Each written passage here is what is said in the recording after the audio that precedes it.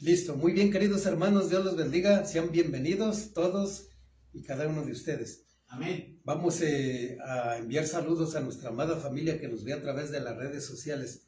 Sean bienvenidos nuevamente, queridos hermanos. Le damos gloria a Dios porque nuevamente nos permite compartir con todos ustedes la palabra de nuestro amado Padre Celestial. Veo que ya los hermanos ya están preparando ahí su texto. ¿Alguien me puede decir en dónde vamos? Segunda de Colosenses. Segunda Colosenses, capítulo 2, vamos a ver el día de hoy. Vamos a iniciar con el estudio del capítulo 2, de los versos del 1 al 5. ¿De acuerdo? Amén. Si ya lo tienen, se ponen de pie, por favor. Y ya saben, vamos a prestar mucha atención con el propósito de entender esta palabra, pues, en su totalidad, ¿no? Porque si no la entendemos, no la vamos a poder poner por obra, ¿de acuerdo? Dice lo siguiente el apóstol Pablo, inspirado por el Espíritu Santo, Colosenses, capítulo 2, versos del 1 al 5. Colosenses, capítulo 2, versos del 1 al 5, dice lo siguiente. Se me pasaba el título de este sermón, es cuidado. Así es como le hemos titulado a este sermón, ¿de acuerdo? Cuidado. A través del estudio de esta palabra, pues nos vamos a dar cuenta de que es que debemos de tener mucho cuidado, ¿de acuerdo? Amén. Bien, ahora sí iniciamos Colosenses capítulo 2, versos del 1 al 5.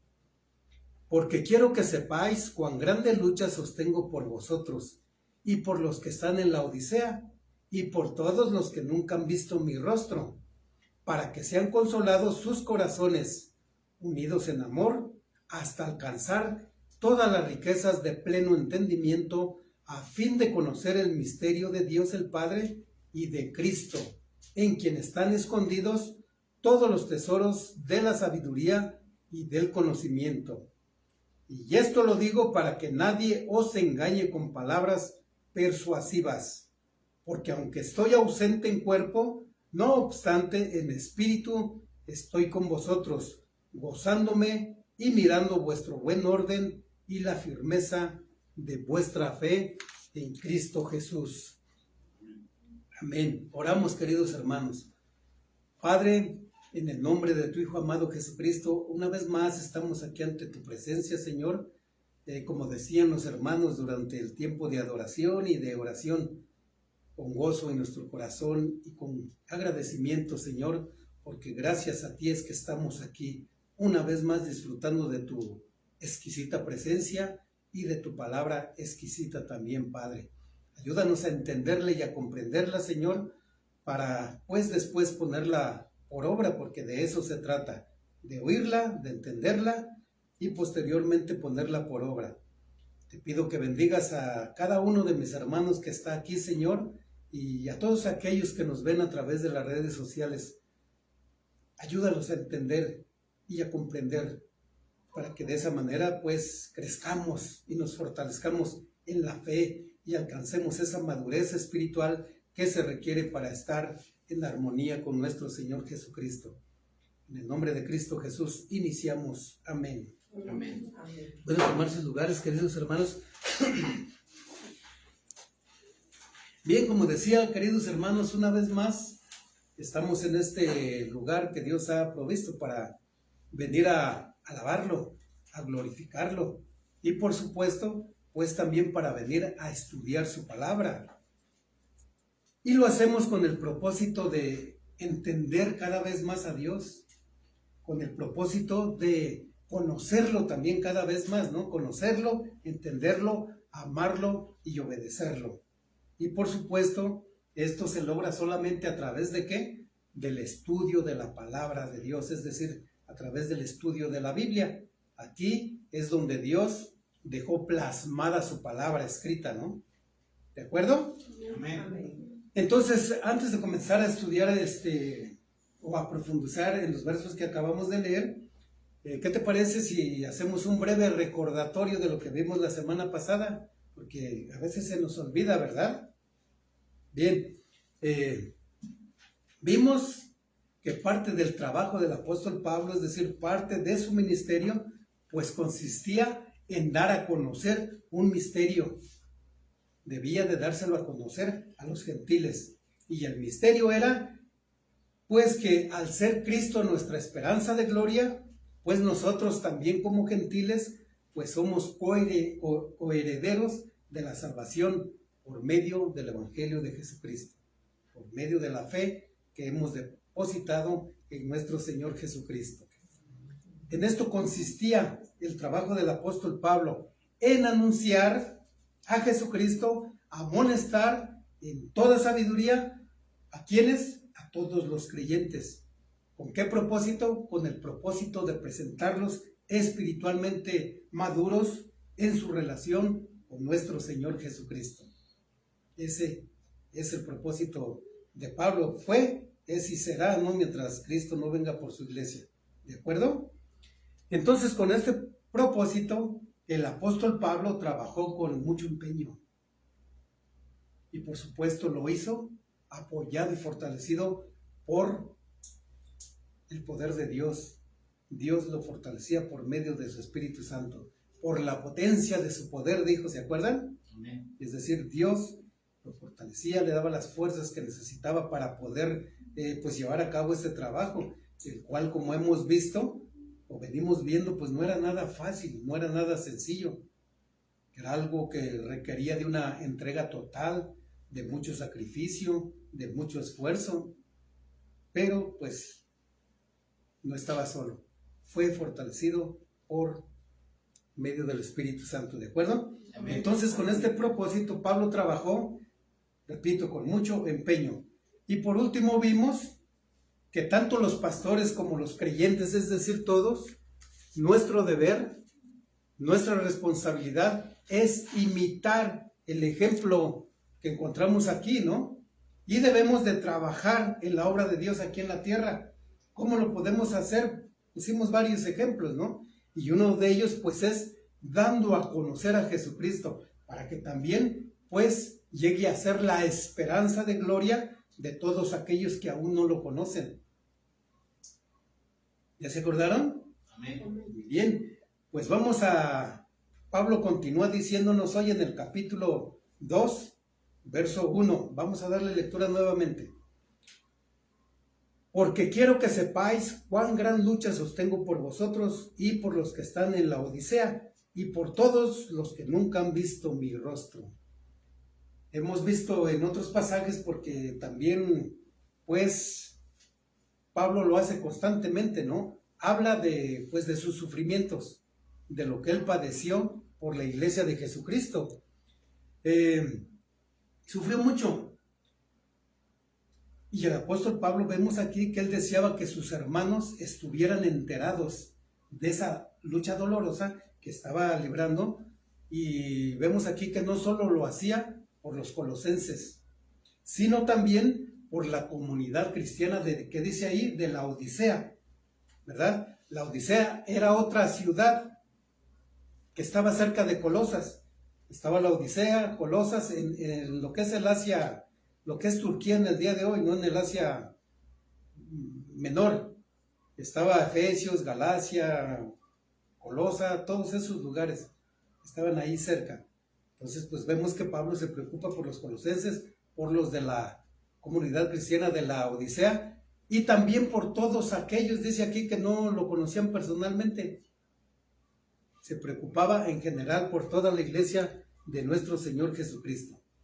Ahora bien, Pablo está informando de estas cosas a sus hermanos, pero no lo hace para quejarse, no lo hace para vanagloriarse a sí mismo, sino para que sus hermanos lo apreciaran la obra de nuestro Señor Jesucristo. Ese es el propósito de Pablo. ¿Te das cuenta? Repito, no lo hace para quejarse o para vanagloriarse, sino para que los hermanos apreciaran la obra de Cristo, para que se dieran cuenta que pues valía la pena padecer y trabajar en la obra de nuestro Señor Jesucristo. Eso es maravilloso, ¿no? Porque ni Pablo ni los hermanos buscaban su propio beneficio. ¿Qué deseaban ellos? Que todos los incrédulos conocieran el misterio del Evangelio, para que también ellos tuvieran la esperanza de ¿qué? De ser salvos. ¿Valía la pena o no? Amén. Tanto por propios como por extraños. Por ejemplo, cuando nosotros le hablamos a algún familiar del Evangelio de Jesucristo y este familiar lo escucha, lo cree y recibe a Cristo como su Salvador, ¿cómo nos sentimos nosotros? Hasta lloramos de alegría como niños, ¿verdad? Amén. Pues eso sentían los hermanos. Con ese propósito lo hacían. Entonces Pablo quería que sus hermanos supieran que todas las cosas malas que le estaban aconteciendo, que estaba viviendo, pues habían redundado para beneficio, para el progreso del Evangelio. ¿Te das cuenta? O sea, eso no desanimaba a Pablo, al contrario, lo fortalecía y lo animaba más. Le servía para que, pues él siguiera predicando el Evangelio con más pasión, con más amor. En vez de desanimarse, estaba contentísimo el hombre predicando a los cuatro vientos el Evangelio de Cristo. Amén. Entonces Pablo quería que sus hermanos conocieran las luchas que sostenían y no las quejas por estar en la cárcel. Vayan tomando nota, ¿eh? Ahora bien, ¿este pasaje lo podemos aplicar a nuestra vida? Claro que sí, podemos y debemos aplicar esta palabra a nuestra vida. Mira, si tú o nosotros estamos librando una lucha por nuestra fe y por nuestros hermanos, y si llegamos a contar lo que estamos viviendo, que no sea para quejarte, que no sea para vanagloriarte a ti mismo, sino, ¿para qué? Pues para que esto resulte en beneficio del Evangelio y para que nuestros hermanos de hoy en día aprecien también la obra de nuestro Señor Jesucristo. Eso es lo mismo que nosotros debemos de hacer.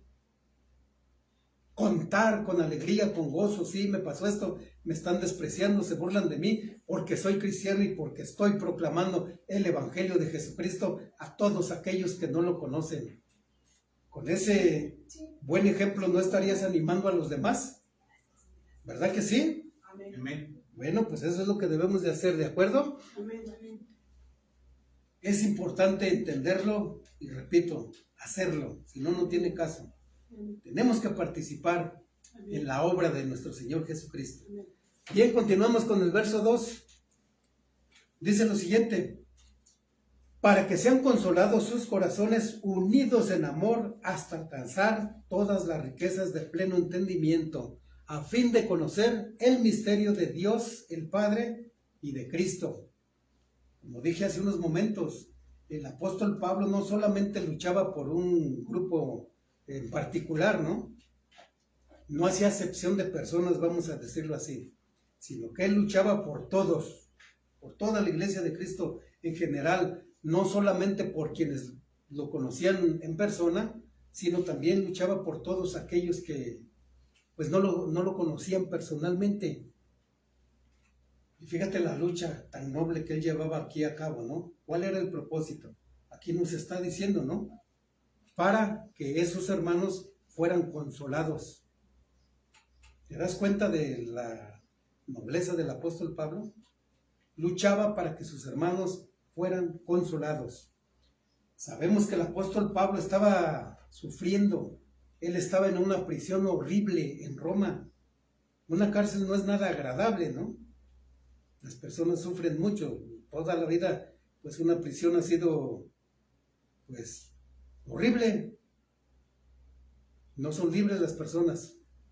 Son maltratadas y peor en aquellos tiempos y más por ser cristianos, ¿no?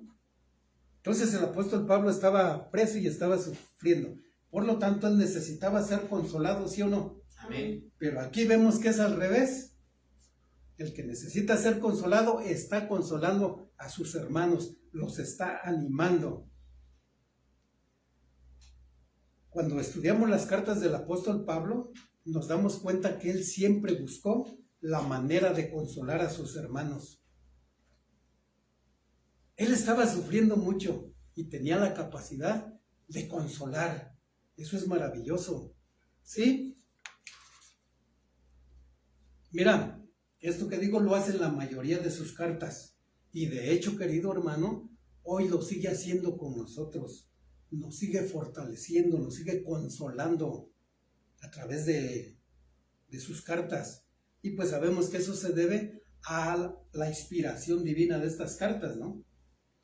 Cuando tú estudias estas cartas, recibes lo que necesitas. Si estás triste, si necesitas consuelo, si necesitas fuerzas, en fin, todo lo que necesites, ahí lo vas a encontrar. Y no solamente en las cartas de Pablo, sino en toda la Biblia en general. Tú la estudias y Dios te pone el pasaje que necesitas. Y por medio de ese pasaje te va a dar pues lo que necesitas.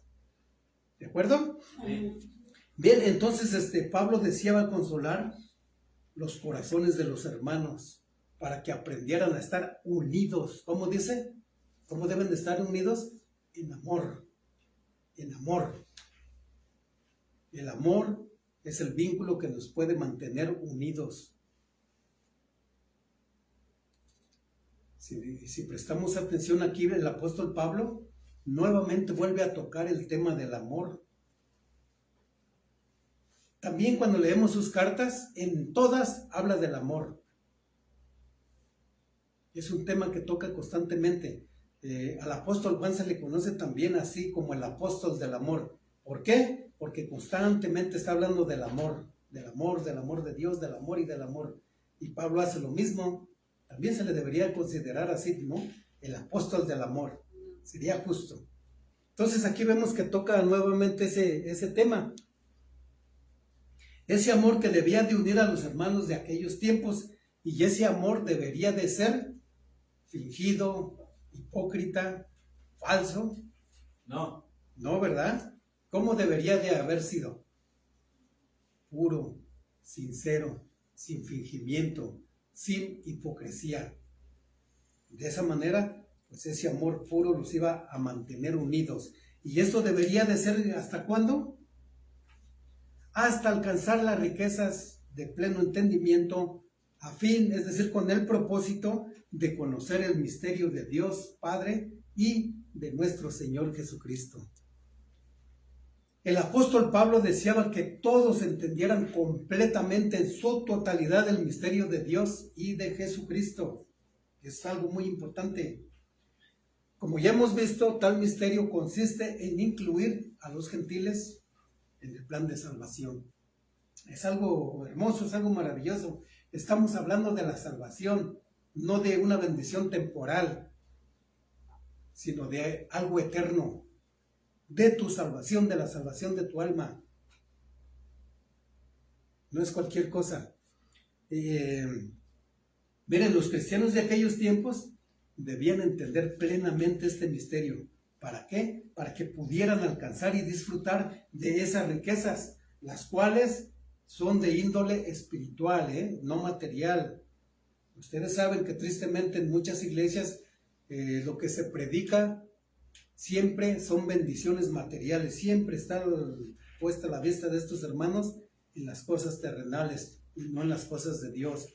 Estas son espirituales, son invaluables, son realmente hermosas.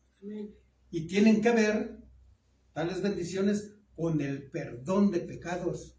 Ese perdón que acerca a las personas a Dios y les permite y les da la esperanza de ¿qué? De alcanzar la salvación y la vida eterna. Esa salvación que Dios ofrece gratuitamente a todo aquel que cree en Jesucristo, ¿no? Es decir, a los gentiles como nosotros. Amén.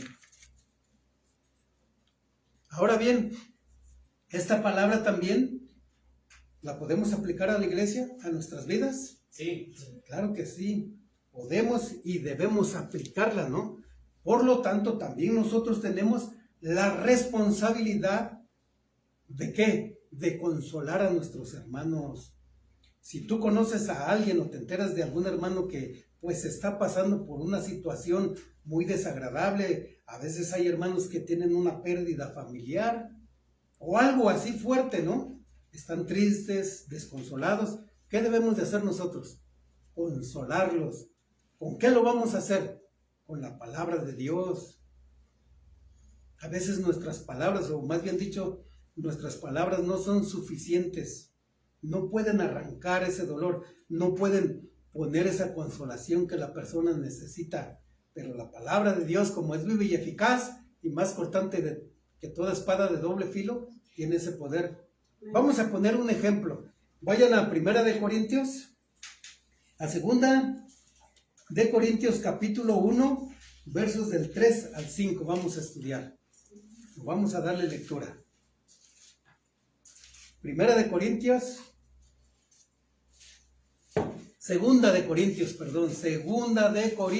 capítulo 1, versos del 3 al 5. Si no logras encontrarlo, no te preocupes, yo le doy lectura. 2 Corintios capítulo 1, versos del 3 al 5. Dice lo siguiente, presten mucha atención. Bendito sea el Dios y Padre de nuestro Señor Jesucristo, Padre de misericordia y Dios de toda consolación, el cual nos consuela en todas nuestras tribulaciones, para que podamos también nosotros consolar a los que están en cualquier tribulación. ¿Te das cuenta de lo que dijo aquí? Amén. Para que podamos también nosotros consolar a los que están en cualquier tribulación, por medio de la consolación con que nosotros somos consolados por Dios. Porque de la manera que abundan en nosotros las aflicciones de Cristo, así abunda también por el mismo Cristo nuestra consolación. ¿Te das cuenta de lo que está diciendo aquí? Amén. Nosotros también podemos aprender. Y después de aprender debemos de ser capaces de consolar, de brindar ese consuelo a quien lo necesita. Hay personas que se encuentran o se sienten condenadas. Dios no me ama mi mamá, no me ama mi papá, nadie me ama, ¿no? Y nosotros le podemos decir, Cristo te ama. Quiere que te arrepientas de tus pecados y lo recibas como tu único y suficiente Salvador.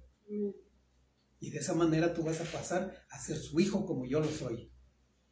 En fin, tú le puedes decir con las palabras que Dios ponga en tu corazón. Pero ahí está la prueba, ¿no? Qué hermosa palabra. Esa palabra sirve para muchas ocasiones, ¿eh? Apúntala ahí o márcale con tu marcador para que te acuerdes en dónde está y la uses cuando se requiera. ¿De acuerdo? Amén. Bien, entonces también nosotros tenemos, aplicando esta palabra a nuestra vida, tenemos pues la responsabilidad, dijo ahí, pues de amar a nuestros hermanos de la misma manera, es decir, con un amor puro, con un amor sincero, sin fingimiento. ¿De acuerdo? Amén. Amén. También tenemos la responsabilidad de alcanzar el pleno entendimiento de las Sagradas Escrituras, de la Biblia, lo cual pues solamente se logra, como decía, escudriñando, estudiando, examinando, investigando, ¿qué? La palabra de Dios. De esa manera se logra. Y debemos de hacer esto para lograr entender el misterio de Dios y de nuestro Señor Jesucristo. Y después de entender lo que debemos de hacer, darlo a conocer a todos aquellos que aún no lo conocen, para que también ellos puedan, pues, disfrutar de estos tesoros, de estas bendiciones, que tienen que ver principalmente con ¿qué? Con el perdón de pecados y con la salvación eterna. ¿De acuerdo? Amén. Bien, continuamos con el verso 3. Dice así el apóstol Pablo: en quien están escondidos todos los tesoros de la sabiduría y del conocimiento. Pablo, al decir en quién, pues es muy obvio que se está refiriendo a nuestro Señor Jesucristo. Él es la única persona o el único lugar en el cual se encuentran estos tesoros, de los cuales está hablando. Los tesoros de la sabiduría y del conocimiento, por supuesto divino y no terrenal. Al decir que estos tesoros están escondidos en Cristo Jesús, significa que estos tesoros se encuentran guardados en nuestro Señor Jesucristo como si fuesen un gran tesoro. Pero, fíjate lo maravilloso de esto. Para nosotros, los que hemos creído en nuestro Señor Jesucristo, ya fueron revelados, ya fueron descubiertos. Nosotros ahora lo conocemos, ya escuchamos el Evangelio en su momento, lo entendimos, lo creímos y recibimos a Cristo como nuestro Salvador. ¿Y qué pasó? Ya estamos disfrutando de esas bendiciones, ya se nos hizo partícipes de ellas. ¿No es algo realmente maravilloso? El Señor nos dio, nos da lo que no merecíamos. Ahora bien, mira, para quienes sí están escondidos así literalmente todos estos tesoros, son para todos aquellos que siguen muertos espiritualmente. ¿A causa de qué? A causa de sus delitos y pecados. Estas personas tienen los oídos y los ojos cerrados. Y no les van a ser abiertos. ¿Hasta cuándo? Hasta que pues ellos crean en el Señor Jesucristo. Hasta que alguien les hable del Evangelio, lo escuchen, lo crean. Hasta entonces esa venda espiritual les va a ser quitada, ¿no? Y nosotros, como cristianos, nosotros que ya conocemos, que ya sabemos cuál es ese misterio, pues podemos participar y debemos de participar. ¿Cómo? Dándoles a conocer ese misterio. ¿Para qué? Para que también ellos puedan disfrutar de los tesoros de la sabiduría y del conocimiento. Algunos tesoros son, por ejemplo, aparte de los que ya hemos mencionado, pues son bastantes, ¿no? Pues es una nueva vida en Cristo Jesús, la consolación y la fortaleza en medio de las aflicciones, la redención, la santificación, la justificación, la salvación, etcétera, etcétera. Esto que acabo de mencionar son verdaderos tesoros y solamente los podemos encontrar en Jesucristo y no en filosofías vanas, no en filosofías huecas y menos en la sabiduría terrenal. No lo vamos a encontrar en nada ni en nadie excepto en nuestro Señor Jesucristo. Amén. Mira, ahora que sabemos esto, pues nuestro deber es enseñar a buscar los tesoros de la sabiduría y del conocimiento. Ahora nuestro deber es compartir esta información con quienes pues aún no la conocen. Y debemos enseñarles que deben de buscarlos, estos tesoros y esta sabiduría y del conocimiento, ¿solamente en quién? Solamente en nuestro Señor Jesucristo. Y cuando lleguen a conocerlo, pues podrán recibir la sabiduría que los va a ayudar a vivir de acuerdo al Evangelio de Cristo, de acuerdo a la voluntad de nuestro Señor Jesucristo. Y también recibirán el entendimiento que los va a ayudar para saber qué es lo que necesitan hacer. Eso pasó con nosotros, ¿no? Pues lo mismo va a pasar con estas personas cuando lo entiendan, cuando tú participes y les des a conocer el misterio del Evangelio. Amén. Bien, continuamos con el verso 4. Presta mucha atención a lo que dice ahí, ¿eh? Y esto lo digo para que nadie os engañe con palabras persuasivas. El apóstol Pablo antes dijo a los colosenses que la sabiduría y el entendimiento solo se encontraban ¿en quién? En Jesucristo y en nadie más. ¿De acuerdo? Amén. Entonces es claro que el apóstol Pablo dijo esto, ¿para qué? Pues para que tuvieran mucho cuidado. Aquí les está advirtiendo eso que encontramos aquí, es una advertencia. ¿Para qué? Para que tuvieran mucho cuidado. ¿De qué? Pues para que no fueran a ser engañados. ¿Quiénes eran los que engañaban? Los falsos maestros, como por ejemplo los gnósticos. ¿Se acuerdan que pues ese era el problema que existía ahí en Colosas, ¿no? Los gnósticos. Estas personas hacían alarde de tener un conocimiento, una sabiduría superior al de todos los demás.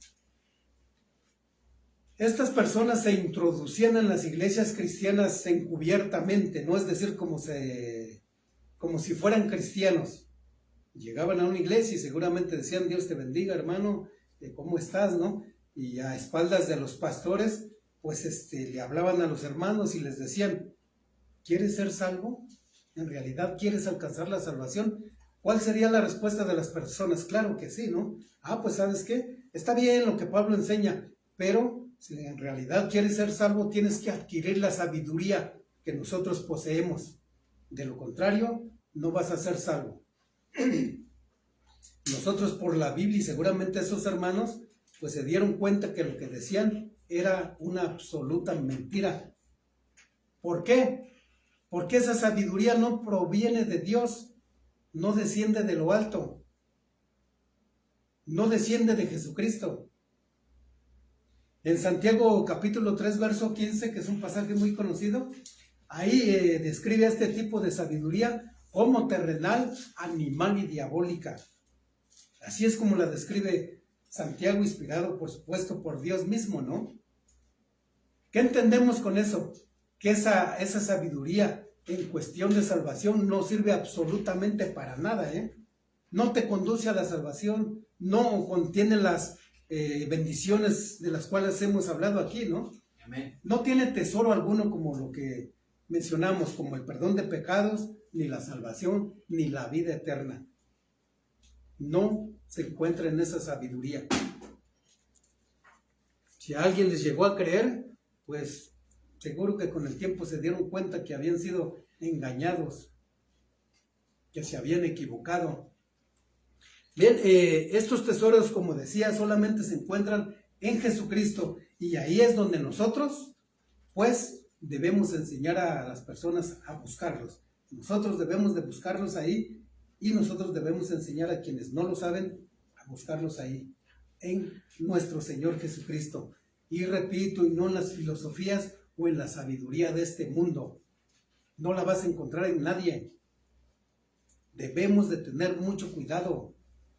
Todas las personas en general deberían de hacerle caso a lo que Dios dice y no a lo que el hombre dice. Nosotros sabemos que hay muchas personas que se anteponen ante Jesucristo, ¿no? Le dan prioridad a una persona y a Cristo lo hacen a un lado. Por ejemplo, la Iglesia Católica, ¿a quién ponen como, digamos, el principal? Al Papa. Entonces, pues están buscando esos tesoros del conocimiento y de la sabiduría en la persona equivocada.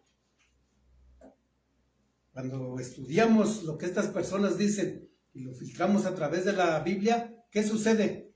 Nos damos cuenta que están totalmente equivocados, que están engañando a las personas, los están desviando de la verdad de Dios y los están conduciendo al mismísimo infierno. Bien, entonces la advertencia pues es esta, ¿no? Que tengan mucho cuidado. Les dice Pablo, para que nadie os engañe con palabras persuasivas. Esta advertencia, querido hermano, hoy está vigente. Por lo tanto, nosotros como cristianos todos debemos de darle la importancia que requiere. Hay que tomarla muy en cuenta, hay que tener mucho cuidado. ¿Por qué será? Porque hoy en día, como en aquel tiempo, los falsos maestros abundan. Ya pusimos de ejemplo al Papa, ¿no? Y nosotros no tenemos ningún temor de decirlo. Si alguien pues duda de nosotros, pues que acuda a la Biblia. Si algún católico nos está escuchando, que no me crea lo que yo estoy diciendo. Yo soy hombre y me puedo equivocar, pero lo que debe de hacer es acudir a esa misma Biblia que tiene. Ahí dice lo mismo con otras palabras, pero pues prácticamente dice lo mismo, ¿no?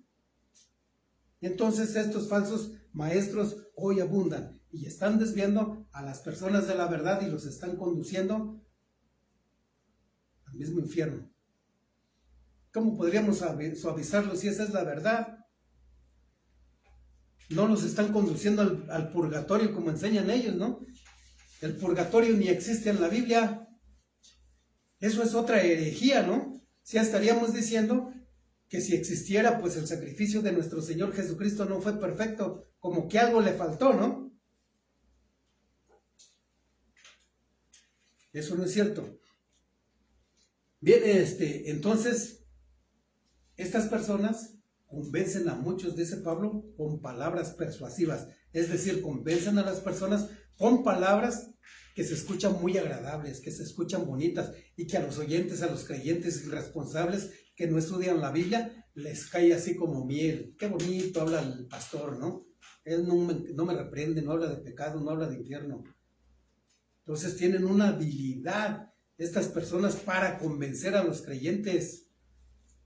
Lo hacen con argumentos o razones para que crean o hagan algo. Y como les decía, presentan esa palabra de una manera tan elaborada que parece que es verdad, pero no lo es. Son palabras persuasivas. Están convenciendo a las personas vamos a decir, le ponen un 90% de mentira y su toquecito de verdad. Agarran un verso aislado de la Biblia y se lo ponen. Y como decía, los hermanos irresponsables, los desobedientes, que no estudian la Biblia, pues todos se lo comen. Amén, dice la iglesia, ¿no? Y de esas mega iglesias, que ese amén hasta retumba, ¿no? Amén. Pero si esos pastores les predicaran del arrepentimiento, del pecado, de sus consecuencias, del infierno, ¿se escucharía lo mismo? No. ¿Verdad que no? No, vámonos. Ese pastor habla del infierno. Tiene falta de amor. No, Señor. Cristo fue el que habló más del infierno y no lo hizo por falta de amor, sino por amor, para que las almas no se perdieran. Entonces, pues lo están haciendo mal, ¿no? Miren, otros con palabras persuasivas convencen a muchos que den el diezmo. ¿Para qué? Pues dicen ellos, ¿no? Necesitas dar el diezmo porque tu salvación depende en gran manera del diezmo. Así, eso es lo que anda predicando una mujer, una farsante que se llama, y perdón, pero es la verdad, se llama Lindsay Vonn. Lo que está enseñando es una herejía. Dice ella, tu salvación, Jesucristo en la cruz del Calvario obtuvo un tanto por ciento. No recuerdo cuánto dicen, un 70%. Pero falta el otro 30% para que seas salvo. Entonces, con el diezmo le completas otro 10% y luego con la oración y luego con esto. ¿Te das cuenta de lo que ella está enseñando? Está diciendo que el sacrificio de Jesucristo en la cruz del Calvario no fue suficiente, que fue imperfecto. Y de ahí salen todas esas tonterías. Que María es corredentora, que Pablo, que el Papa. O sea, ¿te das cuenta hasta dónde llega esto? Lo están haciendo con palabras persuasivas. ¿Por qué insisten tanto en el dinero? En el diezmo, en pactos, en siembras, en primicias. Te venden absolutamente todo. Eso no es correcto. Da por gracia lo que por gracia recibiste. Nosotros venimos de esa iglesia, ¿no? Abundan, como decíamos, aquí tenemos una donde nosotros asistíamos aquí a cuadra y media. Te venden absolutamente todo. Venden comida, venden libros, es un negociazo lo que está ahí. Y hermano, te toca el talento, hermano, te toca esto. Y pues nos damos cuenta con tristeza que lucran, ¿no? Un taco que deberían de dar en 5 pesos, que no se debería vender, pero lo venden, dan en 25 pesos, 30 pesos un taco, imagínate. Eso es lucrar con la palabra de Dios. Están lucrando con el evangelio de Jesucristo. Pero pues convencen a esas personas, ¿no? Con palabras persuasivas. Nos sentimos por ellos porque si no se arrepienten, al final van a pagar las consecuencias. Otros pues enseñan que nuestro Señor Jesucristo vino a este mundo. ¿Para qué? Para que cumpla todos tus caprichos, para que cumpla todos tus deseos. Él fue crucificado para que tú le pidas todo lo que tú quieras. ¿Te das cuenta de eso? ¿Para eso vino Jesucristo? Primera de Timoteo 1:15 dice, ¿no? Palabra fiel y digna de ser recibida por todos. Que Cristo Jesús vino al mundo, ¿para qué? Para salvar a los pecadores, de los cuales yo soy el primero, dice Pablo. Él vino a morir en esa cruz para perdonar tus pecados, para darte salvación y vida eterna. Fue la vida de la persona más inocente, más pura, más noble. Imagínate morir en una cruz para que tú le pidas un carro, para que tú le pidas una casa, para que cargues trajes carísimos, para que tengas una mansión. ¿Te das cuenta de lo que están enseñando? Pero convencen a muchos con esas palabras persuasivas, que se escuchan bonitas, ¿no? Pero no es así. Solamente una mente corrompida puede interpretar el evangelio de esta manera y presentarlo a los hermanos. Y también los hermanos que tienen esa mente corrompida, se necesita tener el mismo tipo de mente que tiene el pastor para creerles, para caer en esas mentiras. Así Cristo murió para que yo fuera prosperado económicamente. No, Señor, ya confórmate con que te dio la salvación y la vida eterna. ¿Quieres prosperar? Ponte a trabajar. No hay otra manera, ¿no? Amén. Si así trabajas como Dios manda, pues Dios va a bendecir tu sueldo. Y tal vez podrás lograr lo que te propones, pero que quede claro que Cristo no vino para eso. ¿De acuerdo? Amén. Esto que mencioné, lo hacen los falsos maestros de la prosperidad, quienes se hacen llamar hoy en día apóstoles y profetas, ya lo sabemos, ¿no? Estos contradicen abiertamente la verdad bíblica y promueven la discordia, el orgullo, la avaricia, la codicia, en lugar de promover, de predicar la humildad, el amor y la verdad, como lo hizo nuestro Señor Jesucristo. Esa es una evidencia de que lo están haciendo mal, ¿no? Estas personas a menudo buscan manipular y controlar a las personas a través de ¿qué? De promesas vacías y de una falsa apariencia, ¿no? De una falsa apariencia de piedad. ¿Cómo se presentan? Hermano, Dios te bendiga, muy amables. Cuando ven que das diezmos y das primicias y das lo otro, hermano, vas a ser bendecido, ¿sí o no? Amén. ¿Verdad? Pero cuando tú los confrontas, te sacan las garras así como verdaderos demonios. Hermano, aquí se predica lo que yo digo, ¿no? Aquí el pastor soy yo, y si no está de acuerdo, a Dios te dicen, ¿no? Eso lo vivimos nosotros, no tristemente. Pero bueno, gracias a Dios nos sacó de ahí. Miren, ahora sabiendo esto, lo que debemos de hacer nosotros, para no ser engañados, debemos de tener mucho cuidado, como le puse de título al sermón, ten mucho cuidado.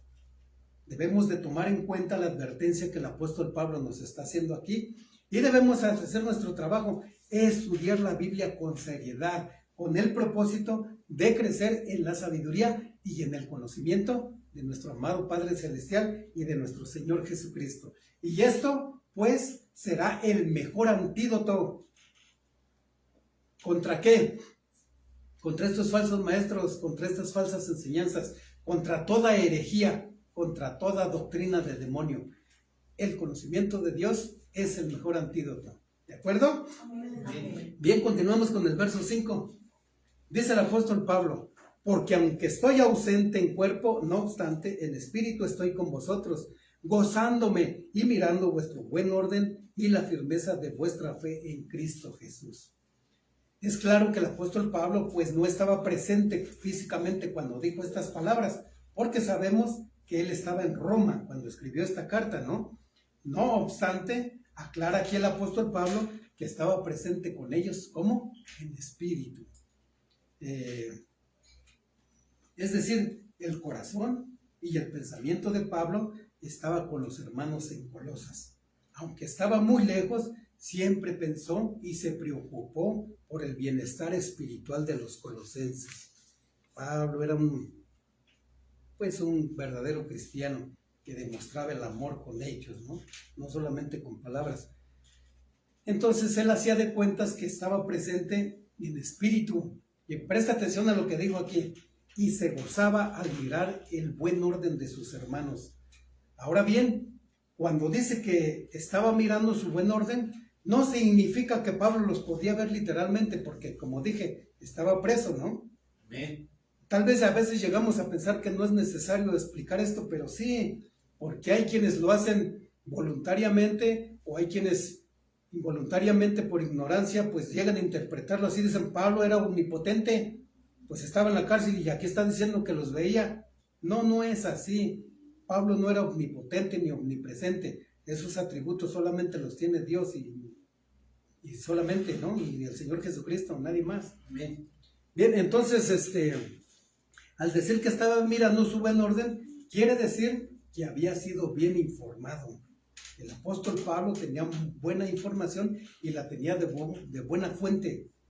Ustedes recuerdan que en el capítulo 1 vimos que fue Epafras quien le llevó esa información al apóstol Pablo. Fue de Colosas a Roma y le dio la información al apóstol Pablo de cómo se conducían estos hermanos, de cómo vivían, de qué clase de cristianos eran. Y vimos también que Epafras fue el que llevó esta carta a Colosas. Pablo la escribió, se la da a Epafras y le lleva esas buenas noticias que estamos leyendo. se las llevó a los hermanos de Colosas. Este hombre fue quien llevó las noticias del buen orden de los colosenses. Y esta noticia, por supuesto, pues era razón de alegría, de gozo para el apóstol Pablo. ¿Por qué? Pues porque se daba cuenta que sus hermanos vivían una vida en orden.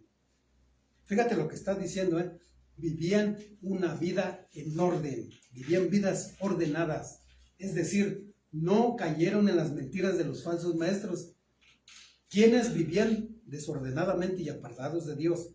Esos gnósticos vivían una vida desordenada y apartados de Dios, pues contradecían la palabra de Dios abiertamente, ¿no? Amén. Ellos decían, no te preocupes con lo que hagas con tu cuerpo, puedes fornicar, adulterar y no pasa nada, es materia. ¿Te das cuenta de lo que enseñaban ellos?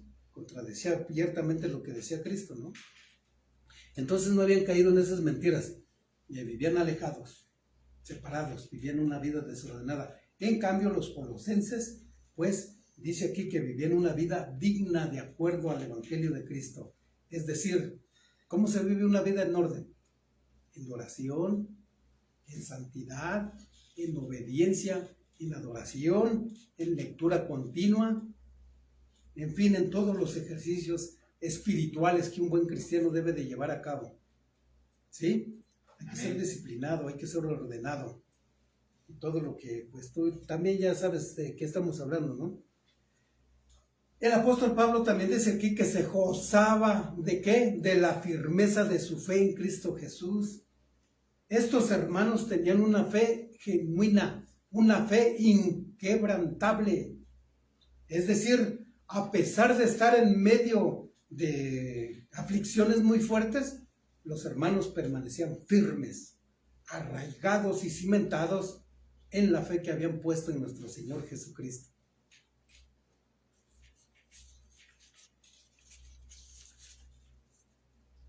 Permanecían, dice Pablo, fundados, repito, firmes en la fe y sin moverse de la esperanza del Evangelio. Sabían que al vivir una vida en orden lo que les estaba esperando era la gloria de Dios.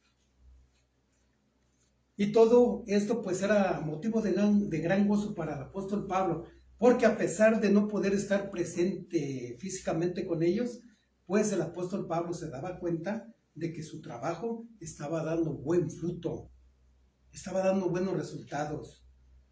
Todo pastor, cuando ve eso, se goza, da gloria a Dios y trabaja con más empeño, con más ánimo, al ver cómo la vida de sus hermanos va cambiando, que son hermanos fieles, responsables, puntuales, hermanos de oración, hermanos que están viviendo en santidad, en obediencia, que ve uno cómo van cambiando los matrimonios, cómo va cambiando la relación entre padres e hijos, o entre los hermanos, ¿no? Aquí estamos viviendo eso hoy en día, gracias a Dios. Es algo maravilloso lo que estamos presenciando, ¿no? Amén. Dábamos gloria a Dios durante la oración por nuestros hermanos, por la hermana Silvia, por todos nosotros, ¿no? Lo estamos viendo. Y eso para mí pues también es motivo de gran gozo. Me anima para seguir adelante. Gracias, Señor, me estás usando para que la vida de mis hermanos pueda ser cambiada, ¿no? Yo no la estoy cambiando, es la palabra de Dios. Yo solamente hago mi trabajo, se las expongo. Entonces, pues ese era motivo de gozo para el apóstol Pablo, ¿de acuerdo? Amén. Ahora bien, presten mucha atención. Aquí cabe hacernos una o varias preguntas, ¿no? Es para todos. ¿Estamos viviendo vidas ordenadas y firmes en la fe en Cristo Jesús? Vayan meditando. Repito la pregunta. Nosotros como cristianos que nos decimos, ¿estamos viviendo vidas ordenadas como Dios manda? ¿Estamos permaneciendo firmes en la fe? ¿O no? ¿Estamos viviendo esa vida en orden, repito, como Dios manda? ¿Cómo debemos de vivir? En oración, en santidad. ¿Qué tanto oras a la semana? ¿O nada más lo haces cuando vienes aquí los domingos? ¿Estás viviendo en santidad en todo tiempo? ¿Qué es vivir en santidad? Vivir alejados del pecado, repudiar el pecado. La tentación está constante día con día, ¿no? ¿Estás permaneciendo en santidad? ¿Estás repudiando el pecado? ¿Estás en obediencia? ¿Qué tanto le estás obedeciendo a Dios? ¿Parcialmente, nada más en lo que te conviene, cuando tú quieres, cuando puedes? ¿O estás obedeciendo totalmente a Dios? ¿Estás viviendo en humildad? ¿En mansedumbre? En medio de las pruebas, luchas y tentaciones, ¿estamos firmes en la fe? ¿Tenemos esa fe inquebrantable, esa fe genuina que tenían los colosenses? ¿O cuando viene la prueba, la lucha, las tentaciones o tus consecuencias por tu mal actuar, qué estás haciendo? Pides perdón a Dios, te corriges y dices, Señor, no me importa lo que yo esté viviendo, pero pues he decidido permanecer firme en esa fe. O te empiezas a quejar, a renegar, ay, ¿por qué me pasa esto a mí? Ahora que leo la Biblia, ahora que oro, que me congrego, creo que todo me va peor. Cualquier problemita, ya no quiero leer, ya no quiero orar, ya no quiero ir a la iglesia. ¿Estás haciendo eso o estás permaneciendo firme? ¿Estás fortaleciendo tu fe cada vez más? Y ahí nos incluimos todos, ¿eh? Esta pregunta yo la estoy haciendo, pero también es para mí. ¿Estamos haciendo todo esto bien, correctamente en todo tiempo? O como decía, solamente los domingos cuando estamos aquí ante el pastor y ante nuestros hermanos. ¿O lo estás haciendo siempre? Sin la necesidad de que pues alguien esté a tu espalda o cuidándote. ¿Estás siendo íntegro? ¿Te estás portando correctamente cuando nadie te ve? Y eso sería lo ideal. Portarse correctamente como Dios manda cuando nadie nos está viendo, refiriéndonos a las personas, pero recuerden que alguien nos está viendo. Hay personas que públicamente son una maravilla, pero en secreto son extremadamente pecaminosos. Pecan secretamente para la gente, pero Dios lo sabe todo. Espero que pues nosotros la respuesta sea sí, sí, lo estamos haciendo en todo tiempo. Y si alguien no lo está haciendo, pues como digo o suelo decir, estás a tiempo, arrepiéntete, pídele perdón a Dios, corrígete y comienza a vivir una vida ordenada, como Dios manda, de acuerdo al Evangelio de nuestro Señor Jesucristo. ¿De acuerdo? Amén. Bien, queridos hermanos, meditemos en esta palabra que hemos estudiado el día de hoy y no tratemos, sino hagamos, seamos hacedores de lo que pues hemos visto el día de hoy, ¿no? Si estás librando una batalla por tu fe y por tus hermanos, por la iglesia, y si llegas a contarla, que no sea para quejarte o para vanagloriarte, sino que sea para el beneficio de la iglesia, ¿de acuerdo? Anima a tus hermanos con lo que estás batallando, si estás sufriendo, ¿de acuerdo? Amén. Y con el propósito también, ¿no?, de que los hermanos pues aprecien la obra del Señor. También consuela a alguien cuando puedas hacerlo, cuando se te presente la ocasión y veas a alguien que está en necesidad, que necesita consuelo, hazlo. Ya conoces la palabra, ya sabes cómo hacerlo. También ama a tus hermanos de la misma manera, con un amor puro, con un amor sincero, para que ese amor nos mantenga unidos hasta que todos alcancemos pleno conocimiento del misterio de nuestro Señor Jesucristo, hasta que todos valoremos lo que se nos ha dado, ¿no? Que como decía, a veces no nos queda claro que estamos hablando del perdón de pecados y de la salvación. Lo que merecíamos era el infierno, ¿no? Amén. Ahora en vez de eso, nos perdonan y nos dan salvación. Valóralo, ¿de acuerdo? Amén. Y pues nuestro deber también es compartir esta información, ¿no? Darles a conocer este misterio tan hermoso a todos aquellos que no lo conocen. Puedes hacerlo con tu vecino, con tu compañero de trabajo. No los estamos mandando a las naciones, no están llamados para eso. Ojalá si alguien estuviera llamado, ¿no? Pero sí estamos llamados cada uno de nosotros a hablarle al menos a una persona, o a dos, o a tres. ¿De acuerdo? Amén. Bien. Recuerda también tener mucho cuidado con los que engañan con palabras persuasivas. No les creas. filtra esas enseñanzas, incluso lo que yo te enseño, no me creas a mí, tómate tu tiempo, cumple tu responsabilidad y filtra a través de la Biblia, que pues lo que se te esté enseñando sea verdad. Haz tu trabajo, estudia y busca en la Biblia el conocimiento de Dios y recuerda que este es el mejor antídoto contra toda herejía. Y por último, me enfatizo en el último punto que vimos, vive, esfuérzate, haz todo lo que te toca a ti para que puedas vivir una vida ordenada. Recuerden que de Dios nadie se burla. Todo lo que sembramos, en su momento lo vamos a cosechar. Si sembramos desobediencia, apatía, desprecio hacia las cosas de Dios, pues no esperes ser bendecido. ¿Quieres ser bendecido? Obedece a la palabra de Dios. Vive una vida ordenada de acuerdo al Evangelio de nuestro Señor Jesucristo. ¿De acuerdo? Amén. Terminamos aquí, queridos hermanos. Vamos a dar gracias. Padre, muchas gracias, Señor, por este tiempo que hemos pasado aquí en este lugar escuchando tu palabra, Señor. Sabemos que todo lo que tú nos dices es para nuestro bien. Espero, Señor, y estoy seguro que pues tú haces esa parte fundamental de ayudar a entender a mis hermanos, Señor, esta palabra que es vital, es de suma importancia para nuestras vidas, Señor.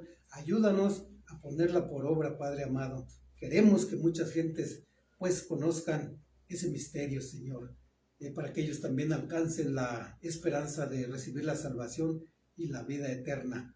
Ayúdanos a vivir en santidad, Señor, a vivir esas vidas ordenadas como pues es, como debe de ser, Padre.